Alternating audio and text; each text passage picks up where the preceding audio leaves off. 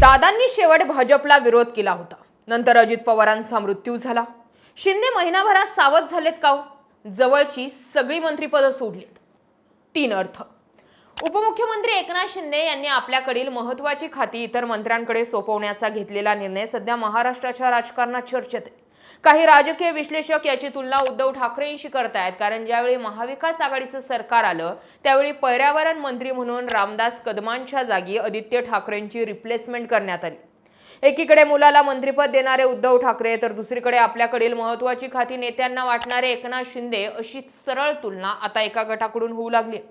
शिंदेंनी आपल्याकडील महत्त्वाची खाती सहकाऱ्यांना वाटली असल्यानं एकीकडे शिंदेंचा मोठेपणा दिसत असला तरी यातून भाजपच्या गोटातही काहीशी चलबिचल आहे. 2 दिवसांपूर्वी दरेगावी दौरा करून आलेल्या शिंदेंनी अचानक हा निर्णय का घेतला? यामागे काही नाराजी आहे? पक्षातील नेत्यांना बळ देण्यासाठी केलेली आपली झुळी खाली आहे? असे अनेक प्रश्न निर्माण होतात. दुसरीकडे उपमुख्यमंत्रीपदी मन रमत नसल्यानं शिंदेंनी बिनखात्याचा मंत्री म्हणून भाजपवर कुरघोडी केल्याचीही चर्चा सध्या रंगते. शिंदेंनी आपल्याकडील खाती इतरांना देऊन ऐन अधिवेशनाच्या काळातच नवीन चर्चा घडवून आणल्या. शिंदेंच्या या राजकीय खेळीमागे त्यांचं नेमकं राजकीय गणित काय याची थोडक्यात माहिती समजून घेऊया. उपमुख्यमंत्री शिंदे यांनी आपली खाती प्रामुख्यानं अर्थसंकल्पीय अधिवेशनाच्या काळापुरती तात्पुरत्या स्वरूपात आपल्या सहकाऱ्यांकडे सोपवली असल्याची चर्चा. आता शिंदे काही साधू संत नाहीयेत की त्यांनी दानधर्म केला. अधिवेशनादरम्यान विरोधकांच्या प्रश्नांना उत्तरं देणं, चर्चांमध्ये सहभाग घेणं आणि खात्यांची तांत्रिक बाजू सांभाळणं यासाठी शिंदे यांनी कामाचे विकेंद्रीकरण केल्याचं मत राजकीय विश्लेषकांकडून मांडण्यात येतं. शिंदेंनी आपल्याकडील सार्वजनिक बांधकाम खातं दादा भुसे यांना तर नगरविकास खातं उदय सामंत यांना, गृहनिर्माण खातं शंभूराज देसाई यांना सोपवलं.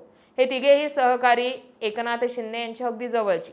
शिंदेंची बाजू सांभाळून घेण्यात तिघांचाही हातखंडा आहे. शिंदेंनी या नेत्यांना राज्यात बळ देण्यासाठी त्यांच्याकडे आपल्याकडील अतिरिक्त जबाबदारी सोपवल्याची चर्चा असली तरी दुसरीकडे खुद्द आपल्या खात्यांची भाकरी फिरवणाऱ्या शिंदेंनी पक्षातील इतर मंत्र्यांना देखील यातून इशारा दिला.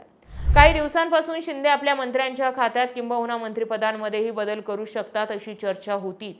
याची सुरुवात शिंदेंनी स्वतःपासूनच केली आहे का, असाही प्रश्न यातून निर्माण होतोय.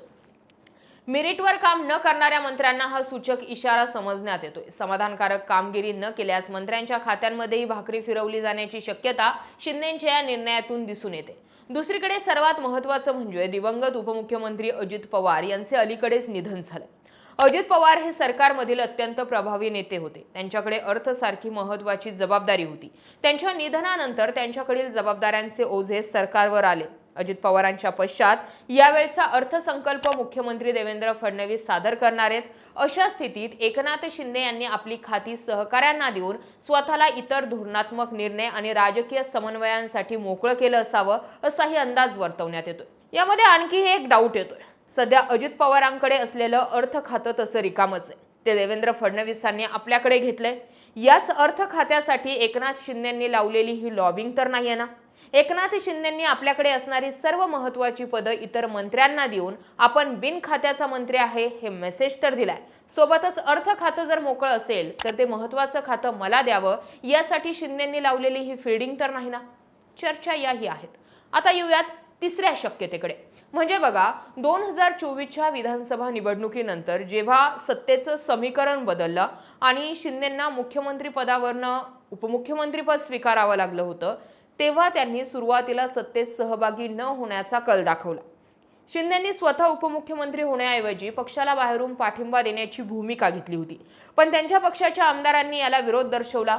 शिंदे सत्तेत नसतील तर आम्हीही मंत्रिपद घेणार नाही अशी भूमिका घेतली होती. या दबावामुळे आणि भाजपच्या केंद्रीय नेतृत्वाच्या आग्रहामुळे शिंदेंनी अखेर इच्छा नसतानाही उपमुख्यमंत्रीपद स्वीकारलं होतं. ज्या शिंदेंनी पदापेक्षा पक्षाच्या हिताला महत्त्व दिलं होतं त्यांनी आता आपली खाती सहकाऱ्यांना देणं हे त्यांच्या टीम लीडर प्रतिमेला साजेशी असल्याचं मत सुद्धा व्यक्त करण्यात येतं. राजकीय वर्तुळात अशी चर्चा आहे की हे केवळ अधिवेशनापुरते बदल नसून आगामी काळात होणाऱ्या मंत्रिमंडळ फेरबदलाची ही नांदी असू शकते. शिंदे यांनी कामगिरीच्या आधारे काही मंत्र्यांना डच्चू देण्याचे आणि नवीन चेहऱ्यांना संधी देण्याचे संकेत आधीच दिलेत. या सगळ्या मुद्द्यांव्यतिरिक्त मला सुद्धा आणखी एका गोष्टीचा डाऊट आहे. एकनाथ शिंदे हे काही अँगलने सावध झालेत का असा प्रश्न आहे. म्हणजे बघा, जसं मी सुरुवातीला म्हटलं की अजित पवार आणि भाजप यांचे खटके मधल्या काळामध्ये उडाले.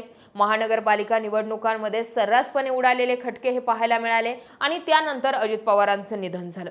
त्यानंतर रोहित पवार एकामागून एक शंका निर्माण करत गेले की कशा पद्धतीने पटेल तटकरे यांनी चक्रव्यूह रचलं होतं, कशा पद्धतीने अजित पवारांनी शेवटचा स्टँड भाजपच्या विरोधात घेतला होता आणि त्यामुळे हा अपघात नाही तर घातपात आहे या अँगलने रोहित पवार डिबेट करतात।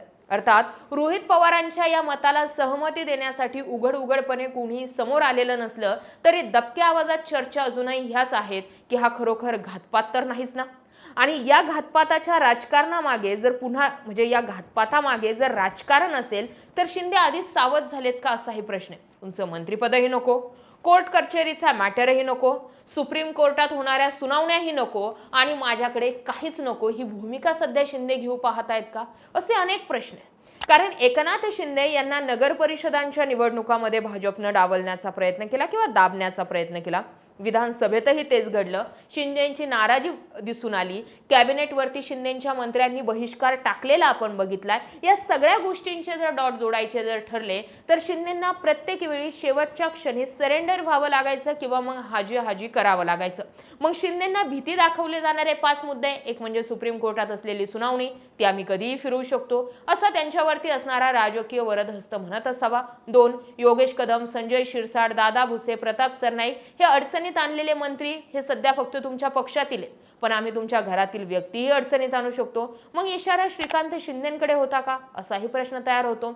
मुद्दा 3 एकनाथ शिंदेंचं अस्तित्व भाजपमुळे, जर भाजपने सोडलं स्वतंत्र निवडणुका लढा म्हटलं तर मग महानगरपालिकेमध्ये जी गत झाली तीच तुमची होऊ शकते हा मेसेज पास केला जातोय का? आणि अजित पवार गेल्यानंतर एकनाथ शिंदेंची गरजच आता भाजपला उरलेली नाहीये, कारण अजित पवारांचा पक्ष म्हणजे भाजपच्या हातातलं रिमोट कंट्रोल झालंय अशा ज्या होऊ घातलेल्या चर्चा आहेत या सगळ्या चर्चांचा तात्पर्य जर काढायचं जर ठरलं असेल तर ते शिंदेंनी आपल्याकडील असलेले सगळे मंत्रिपद देऊन निष्कर्ष काय काढायचा ते सांगितलंय का?